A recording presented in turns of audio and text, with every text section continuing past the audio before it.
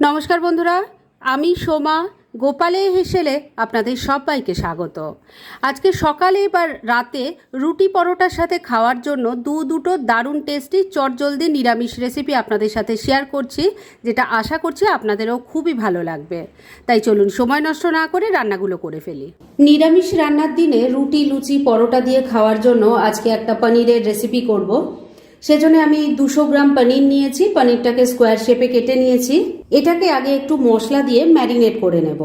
প্রথমে দিয়ে দিচ্ছি অল্প হলুদের গুঁড়ো, অল্প একটু কাশ্মীরি মির্চ পাউডার দিয়ে দিলাম, স্বাদ মতো নুন দিয়ে দিচ্ছি, আর দিয়ে দিচ্ছি অল্প একটু তেল। এবার সব কিছু খুব ভালো করে মাখিয়ে নিচ্ছি। মশলা দিয়ে পনিরের টুকরোগুলো ভালো করে ম্যারিনেট করে নিয়েছি। এবার এটাকে আমি কিছুক্ষণের জন্য এক সাইডে রেখে দিচ্ছি। এবার একটা প্যানের মধ্যে রিফাইন অয়েল দিয়ে গরম করে নিয়েছি। এর মধ্যে দিয়ে দিচ্ছি অল্প একটু বাটার। শুধু বাটার দিয়ে রান্না করলে দেখবেন বাটারটা কিন্তু চট করে পুড়ে যায়, আর না হলে বেশি পরিমাণ দিতে হয়। তাই আমি তেল আর বাটার দুটো মিশিয়ে করছি। বাটারটা মেল্ট হয়ে গেছে। এবার পনিরের টুকরোগুলো এর মধ্যে দিয়ে দিচ্ছি, ভালো করে ভেজে তুলে নেব। সমস্ত পনিরের টুকরোগুলো দিয়ে দিয়েছি। এবার মিডিয়াম ফ্লেমে রেখে এগুলোকে উল্টে পাল্টে ভেজে নেব। সমস্ত পনিরের টুকরোগুলো উল্টে পাল্টে ভালো করে ভেজে নিয়ে তুলে নিয়েছি। এবার প্যানের মধ্যে যে তেল আছে তার মধ্যেই বাকি রান্নাটা করব। এর মধ্যে প্রথমেই দিয়ে দিচ্ছি অল্প গোটা জিরে, এর সাথে দিয়ে দিচ্ছি গোটা গরম মশলা। তার মধ্যে আছে 2-3টে এলাচ, 2-3টে লবঙ্গ আর একটা ছোট দারচিনি। ফোড়নটাকে একটু ভাজা ভাজা করে নিচ্ছি। বন্ধুরা, আপনারা আমার রেসিপি দেখার সাথে সাথে আমার ফেসবুক পেজ গোপালের হেসেল, তাতেও ভিজিট করতে পারেন। ডেসক্রিপশন বক্সে লিংক দেওয়া আছে। ফোড়নটা ভাজা ভাজা হয়ে গেছে। এবার এর মধ্যে দিয়ে দিচ্ছি আদা, টমেটো আর কাঁচা লঙ্কার পেস্ট দিয়ে দিলাম। এর সাথে দিয়ে দেব একটা গুঁড়ো মশলার পেস্ট, যেটা আমি বানিয়ে রেখেছি। এর মধ্যে আছে হলুদের গুঁড়ো, একটু লঙ্কার গুঁড়ো নিয়েছি, 1 চামচ জিরের গুঁড়ো আছে, আর অল্প একটু গরম মশলার গুঁড়ো অল্প জল দিয়ে মিশিয়ে নিয়ে একটা পেস্ট বানিয়ে নিয়েছি, সেটা দিয়ে দিলাম। স্বাদ মতো নুন দিয়ে দিচ্ছি অল্প একটু চিনি। এবার ফ্লেমটাকে মিডিয়ামে রেখে সমস্ত কিছু মিশিয়ে নিয়ে মশলাটা খুব ভালো করে কষিয়ে নিচ্ছি। 2-3 মিনিট সময় নিয়ে মশলাটাকে খুব ভালো করে কষিয়ে নিয়েছি। এবার এর মধ্যে দিয়ে দিচ্ছি একটু ক্যাপসিকামের টুকরো, ভালো করে মিশিয়ে নিচ্ছি। ক্যাপসিকামের টুকরোটা মশলার সাথে ভালো করে মিশিয়ে নিয়েছি। এবার এর মধ্যে যাবে একটা মশলার পেস্ট। এর মধ্যে আছে 4 মগজ, পোস্ত আর কাজু বাদাম একসাথে বেটে নিয়েছি, সেটা দিয়ে দিচ্ছি। কাজু বাদাম এখানে আছে 6-7টা, 4 মগজ 1 চামচ আছে, পোস্ত 1 চামচ আছে। এবার ফ্লেমটাকে মিডিয়ামে রেখে এটাকেও খুব ভালো করে মিশিয়ে নিয়ে খুব ভালো করে আরেকবার কষিয়ে নেব। 3-4 মিনিট সময় নিয়ে মশলাটাকে খুব ভালো করে কষিয়ে নিয়েছি। এবার এর মধ্যে গ্রেভির জন্য জল দিয়ে দিচ্ছি। এই রান্নাটা খুব বেশি ঝোলঝোল হয় না, আবার একদম শুকনোও ভালো লাগবে না, তাই সেই বুঝে জলটা দেবেন। সবকিছু খুব ভালো করে মিশিয়ে নিয়েছি। এবার ফ্লেমটাকে লো আর মিডিয়ামের মাঝামাঝি রেখেছি। এই ফ্লেমেই ঢাকা দিয়ে 2-3 মিনিট রান্না করে নিচ্ছি। মিনিট 3 রান্নাটা হয়ে গেছে। এবার ঢাকা তুলছি। এবার এর মধ্যে ভেজে রাখা পনিরগুলো দিয়ে দিচ্ছি, গ্রেভির সাথে ভালো করে মিশিয়ে নিচ্ছি। এবার ফ্লেমটা ওই একই রেখে ঢাকা দিয়ে মিনিট 2-3 আবারও রান্না করে নিচ্ছি। মিনিট 2 রান্নাটা করে নিয়েছি। এবার ঢাকা তুললাম।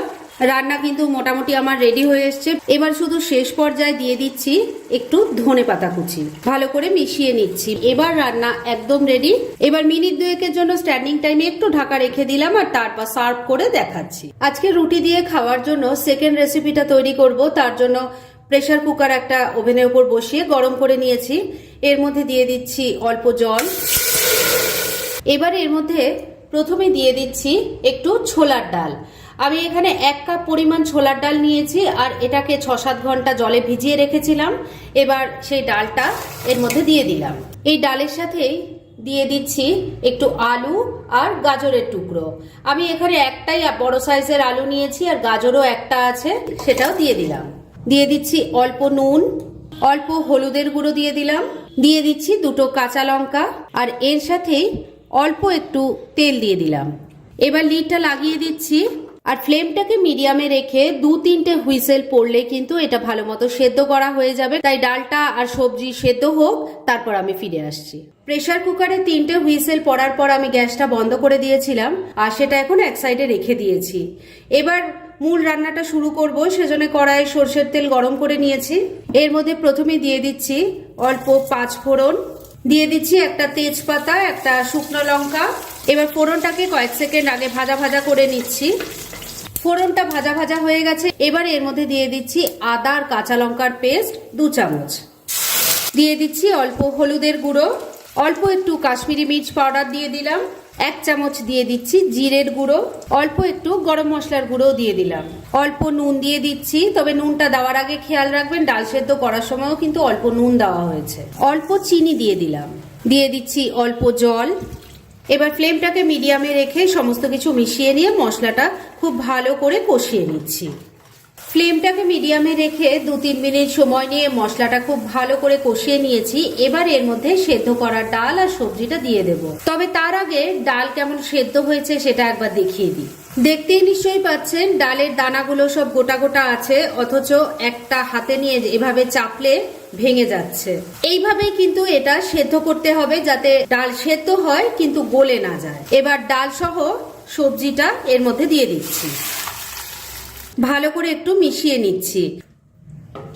ভালো করে সমস্ত কিছু মিশিয়ে নিয়েছি। এবার ফ্লেমটাকে মিডিয়ামে রেখে 3-4 মিনিট ফুটিয়ে নিচ্ছি। মিনিট 4 রান্নাটা হয়ে গেছে। রান্না কিন্তু এবার মোটামুটি রেডি হয়ে এসেছে। এবার শুধু শেষ পর্যায়ে এর মধ্যে দিয়ে দেব একটু ধনেপাতা কুচি। আপনারা যদি ধনেপাতা পছন্দ না করেন তাহলে কিন্তু এখানে একটু ঘি ছড়িয়েও নামাতে পারেন। ভালো করে মিশিয়ে নিচ্ছি। ধনেপাতা কুচিটা ভালো করে মিশিয়ে নিয়েছি। রান্না এবার একদম রেডি।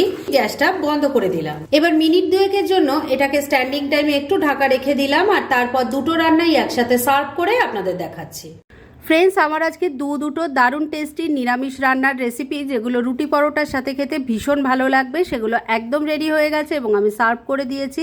খুব ইজি রেসিপিগুলো, কিন্তু যেভাবে আমি তৈরি করেছি ঠিক সেইভাবে যদি তৈরি করেন খেতে কিন্তু অসাধারণ হবে। সেটা একবার ট্রাই করুন, তাহলেই বুঝতে পারবেন। আর এরকম ধরনের অনেক ভালো ভালো নিরামিষ রান্নার রেসিপি আপনারা গোপালের হেসেল সার্চ করলেই পেয়ে যাবেন, যার মধ্যে থেকে কিছু কিছু আমি সাজেস্টেড বক্সেও দিয়ে দেব, সেখান থেকেও আপনারা দেখে নিতে পারেন। তাই গোপালের হেসেল অবশ্যই ভিজিট করুন। আর আপনারা কেমন ধরনের রেসিপি চাইছেন সেটাও কিন্তু আমাকে জানাতে পারেন। আমি চেষ্টা করব সেই সব রেসিপিগুলো আপনাদের সাথে শেয়ার করার। আর আমার আজকের এই রেসিপি যদি আপনাদের ভালো লাগে আর ইউজফুল বলে মনে হয়, তাহলে যারা এখনও আমার চ্যানেলটাকে সাবস্ক্রাইব করেননি তারা প্লিজ সাবস্ক্রাইব করুন। তাহলে আজকের মতো এখানেই শেষ করছি। পরদিন আবার এরকমই কোনো ভালো রেসিপি নিয়ে চলে আসব। আপনারা সবাই খুব ভালো থাকুন, সুস্থ থাকুন।